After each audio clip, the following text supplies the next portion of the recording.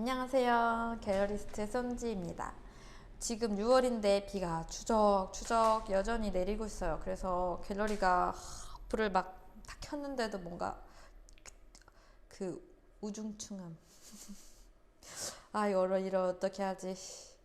자, 그건 그렇고 이번 영상은 요즘 핫한 NFT 아트에 대해서 한번 얘기를 해보려고 해요.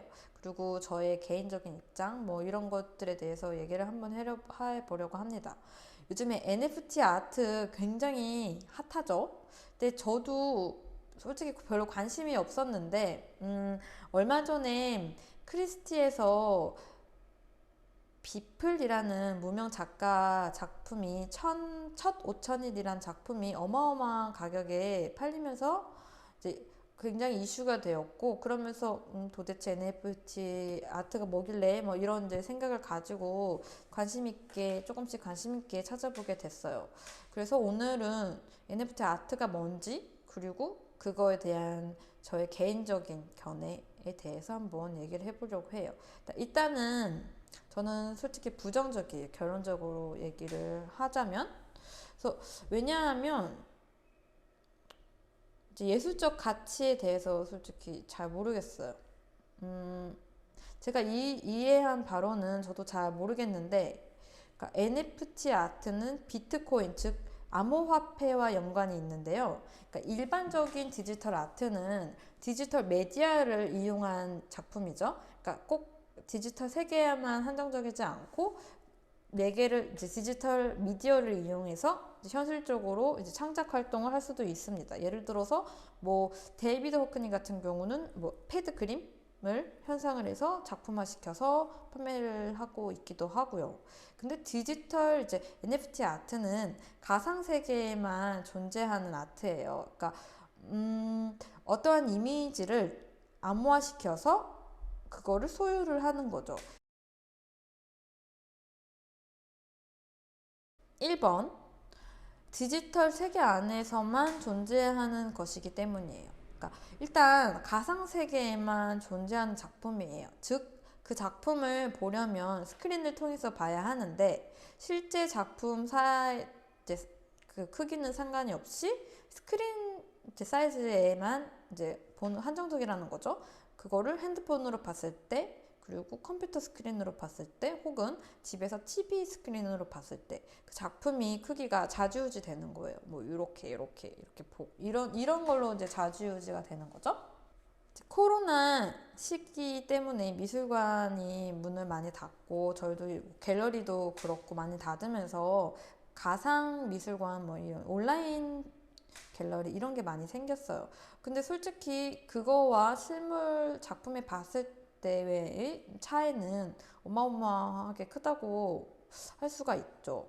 그러니까 정말 단순히 생각했을 때 내가 사진을 찍어서 누군가에게 전송을 했어. 근데 핸드폰 이제 버전이 다르면 그 이미지가 좀 다르게 보이잖아요. 다른 사람에겐 색깔이 조금씩 바뀔 수가 있고, 그쵸? 뭐가 깨질 수도 있고.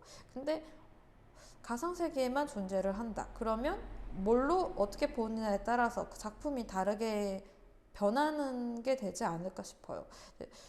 솔직히 뭐 얘기를 하자면 디지털 아트 스크린 전용 이제 스크린에서만 이렇게 보게 되는 경우도 되게 많아요. 그렇게 전시되어 있는 작품도 되게 많고, 이럴 경우와는 달리 실제로 존재하고 있는 작품을 디지털화 시켰을 경우, 예를 들어서 방고의 작품을 NFT화 시켰을 경우 실제로 봤을 때 그 작품이 가지는 그런 텍스처나 뭐 색감, 이게 과연 디지털화 시켰을 때 고스란히 제가 그거를 느낄 수 있을까 하는 거죠. 그러니까 작품이 워낙 유명하고 비싸다 보니까 당연히 NFT화 시켰을 때 작품 가격도 굉장히 비싸겠죠. 하지만 그 대비 작품의 가치 대비 그 가격의 가치 비례하는 걸까요? 근데 그게 잘 모르겠어요, 저는. 그리고 두 번째, 작품보다는 그래서 암호화에 가치가 더 부여가 되지 않을까 합니다. 그러니까 미술 시장의 한 부분으로서 지금 갤러리나 뭐 기존 현실 세계에서 직접의 판매가 아닌 인터넷상의 세계에서 판매가 가능하고 또 재판매가 가능합니다. 이제 작품이 재판매가 될 때마다 작가에게 인센티브가 떨어진다고 해요. 그러니까 누구나 작품을 쉽게 팔고 판매하고 재판매하고 한다는 이제 그런 장점이 있겠죠. 그래서 뭐 미술 시장이 원활하게 더 돌아갈 수 있다 이런 거를 장점으로 얘기를 많이 하고 있습니다. 작가에게는 꾸준한 수입이 생길 수도 있겠고요. 어느 순간부터는 그죠? 이거는 뭐 음악을 다운받았을 때 이제 뮤지션들에게 이제 인센티브 뭐라고 하나 이거 저작료가 떨어지는 것과 같은 이치라고 생각해도 될까요? 되지 않을까 싶어요. 그리고 근데 제가 이제 한 3주 전쯤에 이제 프랑스 경매회사에서 NFT 아트 경매가 있다 그래서 뭐야 이러고서 이제 구경을 하게 됐거든요. 근데 리스트를 보다 보니까 굉장히 어이가 없었던 게, 그러니까 사진이 처음에 도입됐을 때 찍었던 이제 기록 사진이래요. 그러니까 굉장히 평범한 사진인데 이 사진을 NFT 디지털화한 이 사람이 있는데 이 작품을 경매에 내놓은 거예요. 자기가 그렇게 디지털화 시킨 작품을. 근데 가격이 한 5천만 원 정도 되더라고요. 근데 너무 놀란 게 어떻게 가격이 이렇게 5천만 원 이렇게 비쌀까? 아마 이것부터 시작을 해서 계속 이렇게 리스트를 넘기다 봤는데 이런 유사한 작품들이 다 경매에 나왔다는 거죠. 그래서 제가 여기서 이제 뭐지? 이렇게 보면 그렇게 되면 만약에 유명 작가는 이렇게 단순한 사진도 NFT화 시킬 수가 있는데 이렇게 봤더니 유명 작품을 NFT화 시켜서 판매가 가능하다고 하더라고요. 판매가 가능하다고 실존에 있는 유명 작품을 NFT화 시켜서 판매를 할 수가 있다고 하더라고요. 그래서 제가 정말 알고 싶었던 건 이때 NFT화 작품화 먼저 시키는 사람이 임자인가? 그럼? 그리고 그 작품을 창작한 사람은 그럼 어떻게 되는 거지? 그럼 그 작품 두 개가 되는 거잖아요. 가상세계와 현실세계. 그리고 작품을 원래 소유했던 사람은 그러면 그 사람의 소유권과 뭐 저작권은 어떻게 되는 거지? 그리고 기존에 있는 그런 작품의 가치는 뭐 어떻게 되는 걸까? 뭐 이런 이제 의혹을 가지고 있는데 마침 실제로 이번 주에 그 이중섭 그리고 김한기, 박수근 작가님의 NFT 경매가 이슈가 됐더라고요. 그래서 찾아봤더니 워너비 인터내셔널이라는 이제 곳에서 이 작가님의 작품 3점을 NFT화 시켜서 경매로 판매를 하려고 했는데 이때 저작권을 가지고 있는 이제 미술관과 그리고 유족분들께는 전혀 협의를 하지 않은 상태에서 경매를 이제 하려고 했다고 해요. 그래서 보니까 저작권은 2013년 이후 사후 이제 70년으로 보호기간이 지정되어 있었고요. 그리고 김한기, 박수근 작가님들은 아직 이제 상속자분들께 그래서 저작권이 남아 있었다고 해요. 그래서 유명 작가님의 작품을 NFT 이제화 시켜서 판매가 될 경우 소유권만 넘어가는 거지 저작권은 거래가 되지 않는다고 합니다. 그럼 내가 만약에 엄청 유명한 작가님의 이제 작품을 샀을 경우 나는 그 암호만 내 거고 이 이미지는 내게 아닌 게 되는 거예요. 만약에 이제 이미 처음부터 디지털화돼서 이제 되었던 작품들이라면 암호와 함께 같이 이동을 하지만 실제로 존재하고 있는 작품은 이 저작권은 여기 뭐에 있는 거지 이 NFT 이제 작품을 샀다고 해서 이 이미지가 다 내게 되는 게 아닌 거죠. 좀 복잡한 것 같아요, 많이. 그래서 저작권을 가지고 있는 유족분들이 이제 진위 여부에 대해서 이제 항의를 한 겁니다. 아까 얘기를 했던 것처럼 NFT 시켰던 작품은 판매가 될 때마다 작품 혹은 그 저작권을 가지고 있는 사람에게 인센티브가 돌아가는 거죠. 그럼 이거 소유권을 가지고 있는 사람한테 돌아가는 건가? 잘 모르겠네요.